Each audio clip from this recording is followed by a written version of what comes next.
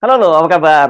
Semoga selalu dalam keadaan sehat walafiat, tetap semangat. Bung Rocky ini ada berita gede ini menjelang akhir tahun ini. Bangsa Indonesia dan khususnya keluarga besar Joko Widodo itu mendapat kado akhir tahun yang sangat-sangat buruk ini ya. Jokowi oleh sebuah lembaga internasional, ini namanya Organized Crime and Corruption Reporting Project, itu dinyatakan sebagai nominator atau finalis pemimpin paling korup di dunia.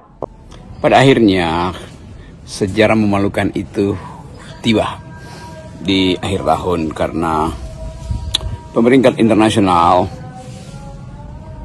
mendaftarkan Presiden Jokowi, mantan Presiden Jokowi sebagai pemimpin otoriter dan korup di dunia bersama-sama dengan Presiden Bashar al-Assad yang kemarin ditumbangkan di Suriah. Jadi kita sekarang ada di dalam paket yang menunjukkan bahwa seluruh akibat dari perjalanan politik Presiden Jokowi berakhir dalam catatan buruk dunia.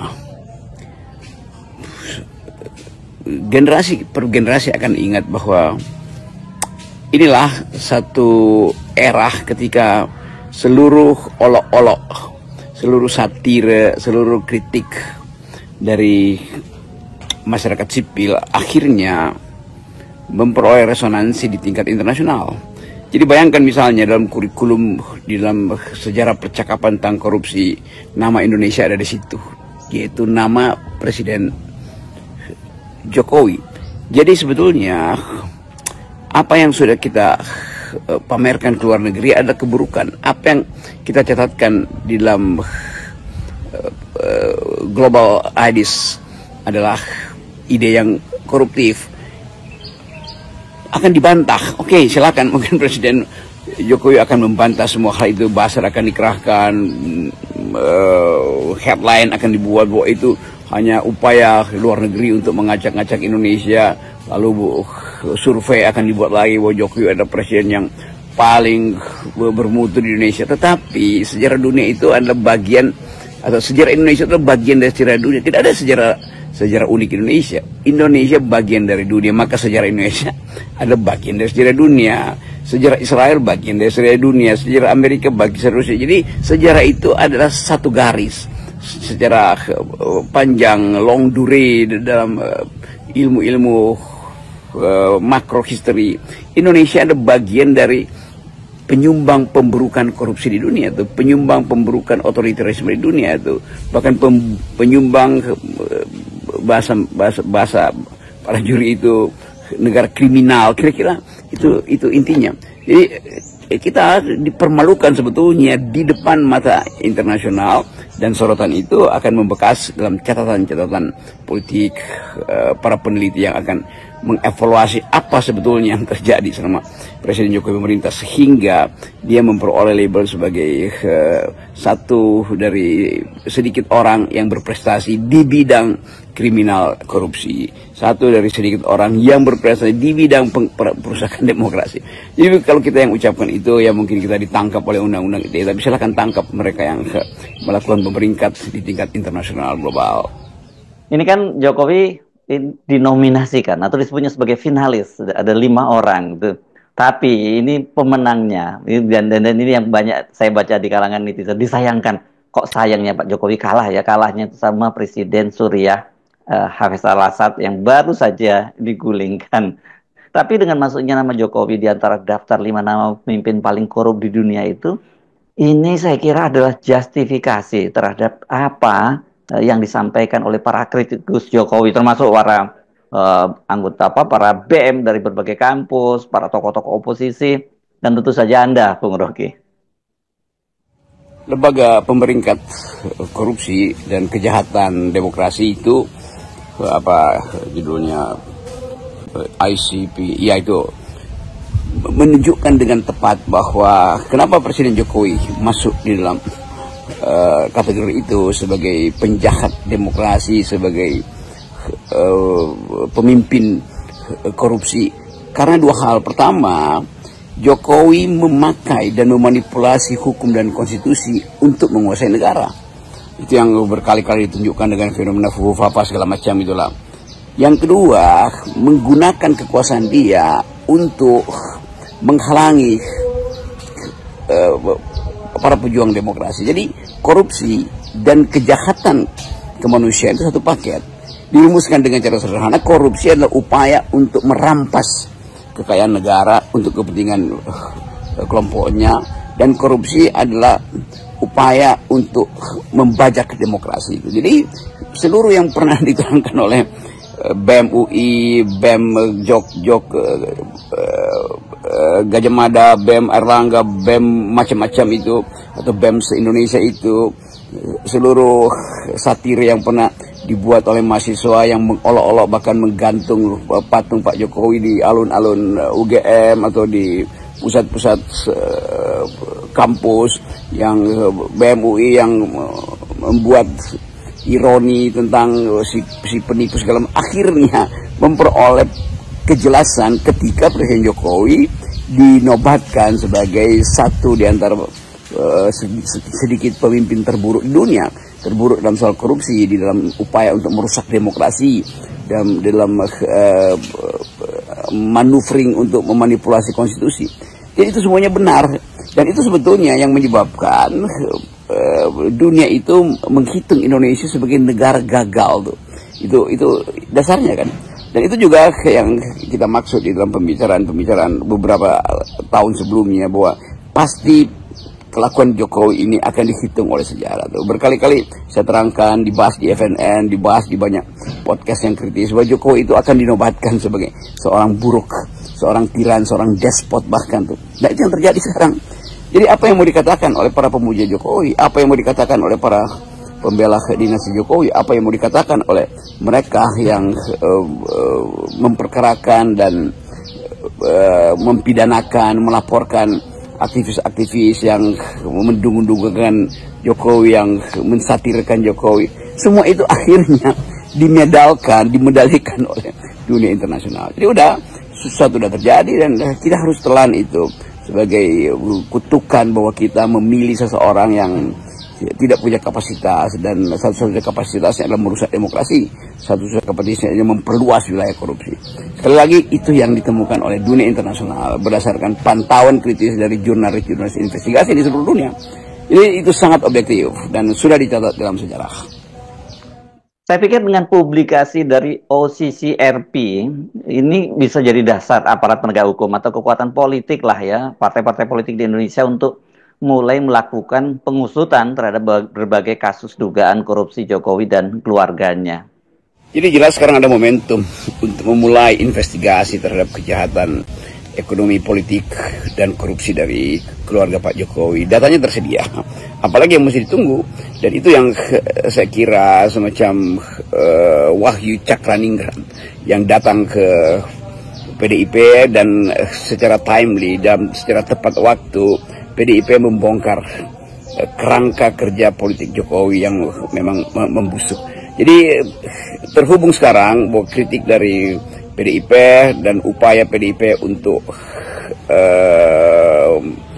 mengamankan data-data dan fakta-fakta itu lewat kemarin hebohnya Ibu Koni membawa itu ke Rusia untuk dipatenkan supaya tidak dianggap sebagai barang bukti yang tidak dilenyapkan oleh pemerintahan Jokowi atau pemerintahan yang mengandalkan kekuasaan semata. Jadi bisa dimulai satu agenda untuk tidak mungkin lagi di-impeach karena beliau udah bukan lagi presiden, tapi kejahatan korupsi itu kan tidak ada kadaluarsanya tuh. Jadi sekali lagi bisa dimulai, diproses saja di dalam sistem hukum kita, di DPR mulai dibuat semacam komisi penyelidikan kejahatan politik Jokowi supaya bangsa ini bisa legah ke depan, supaya pemerintahan Pak Prabowo tidak terbebani dengan excess baggage atau keranjang sampah politik, keranjang sampah korupsi, keranjang sampah kejahatan demokrasi, kejahatan konstitusi yang harus dibawa-bawa oleh presiden baru, oleh Presiden Prabowo. Jadi beban itu justru mesti kita hilangkan dengan menginvestigasi. Itu fairnessnya di situ tuh. Ada hak bela diri dari dinasti Jokowi ada hak untuk mengajukan semacam keberatan ke forum internasional. Tetapi apa yang sudah diputuskan di dunia di dalam sistem global itu sudah jadi penanda bahwa rejim yang lalu itu adalah rejim yang busuk, yang bajingan tolol sebetulnya di dalam bahasa saya. Tapi bahkan lebih dari itu tuh, kalau saya katakan bajingan tolol mungkin sensasi psikologisnya tinggi sekali. Tetapi yang sekarang adalah penjahat kriminal dalam soal korupsi dan demokrasi, itu betul-betul aksioma sejarah, dalil sejarah yang dicatatkan di dalam sejarah dunia tentang kondisi Indonesia yang betul-betul buruk di era Jokowi. Nah, sekali lagi itu keadaan yang memungkinkan kita untuk berdamai dengan fakta itu, tetapi dengan mengingat bahwa kejahatan tetap kejahatan. Jadi tidak ada lagi alasan bahwa mereka yang mengkritik kekuasaan, termasuk kekuasaan hari ini, harus menghadapi undang-undang ITE yang dibuat oleh Jokowi.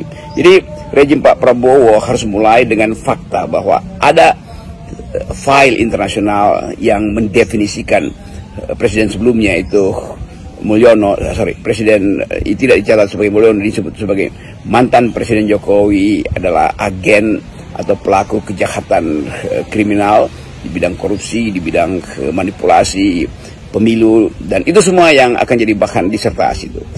Sebetulnya soal-soal itu juga sudah ditulis dengan baik oleh Pak Hasto, Sekjen PDIP, di dalam disertasi beliau yang dapat cum laude itu. Jadi artinya pembenaran akademis sudah dibuatkan oleh Hasto yang tahu betul apa yang terjadi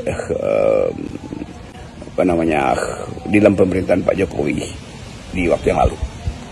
Nah, sekarang ini saya kira publikasi dari UCCRP ini tentu membuka mata publik ya terhadap apa yang selama ini kan coba ditutup-tutupi oleh para pemuja Jokowi, oleh lembaga-lembaga survei diglorifikasi gitu tentang hebatnya Jokowi. Sekarang ini kan semuanya sudah terbuka. Ini di mata dunia itu Jokowi dan keluarganya itu ya saya kira apa ya kalau kita menyebut, saya nggak mau nyebutnya tidak punya harga, tapi justru malah sangat berharga ya. Tetapi kan tentu saja ini yang ikut ke bawah-bawah adalah bangsa Indonesia, termasuk saya dan Anda. Oke, kita ucapkan selamat datang era keterbukaan, era di mana tak satu pun rejim di dunia ini bisa bersembunyi dari tatapan mata jurnalis internasional, jurnalis investigasi. Jadi kita ucapkan tahun baru nanti harus ada perubahan radikal tuh, dan ditunggu bahwa pemerintahan Pak Prabowo harus dengan tepat asas, harus dengan konsisten mempersoalkan semua hal, termasuk Pak Jokowi, karena tidak ada yang personal di dalam urusan demokrasi, urusan kenegaraan tuh.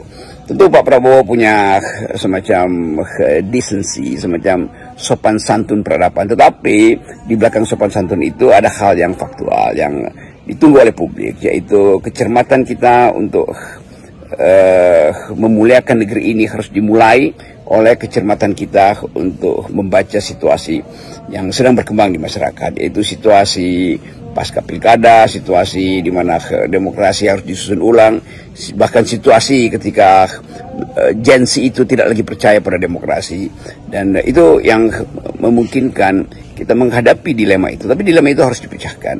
Jadi sekali lagi kita tumbuhkan harapan bahwa ada hal yang unik di dalam kehidupan politik abad ini, yaitu kesempatan untuk bersembunyi dari tatapan para jurnalis investigasi sedunia itu tidak mungkin terhalang hanya karena basa-basi kebudayaan di Indonesia itu. Jadi bisa kita katakan dulu ada ungkapan law as a tool of social engineering. Sekarang jurnalisme itu adalah alat untuk membongkar kejahatan. Law as a tool of sebut aja posting the ideas of democracy itu. Jadi jurnalisme bisa menjadi alat untuk memposkan ide-ide demokrasi melalui investigasi terhadap crime against humanity, crime against demokrasi. Jadi Presiden Jokowi akan dihitung di dalam percakapan global semacam itu, bahwa dia adalah orang yang against demokrasi. Dia adalah orang yang mempertahankan kekuasaan dengan cara merampas hak-hak demokrasi rakyat. Dia ada orang yang merusak sistem pemilu. Nah, semua itu mesti secara jujur kita ucapkan bahwa keinginan untuk memulihkan Indonesia ada di tangan Presiden Prabowo hari ini. Kita tuntut itu dalam upaya untuk membersihkan peradaban dari defek-defek, dari karat-karat di masa lalu. Salam akal sehat. Ya, salam.